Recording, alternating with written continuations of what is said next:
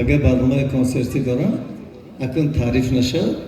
بلیتشون 200 سامان است لیکن برای بلیت جمع در دوشنبه همه سروده که اینجا اجرا میکنم برای شما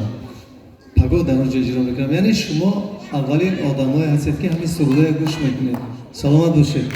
الهی دادارم برای شما پرونه اجرا میکنم یک لحظه پس یک پیاله چای میخوریم قربان جان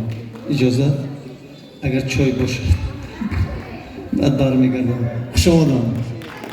سلامت باشید خوش آمدم ترور رقصی برای شما خوش آمدم برکشم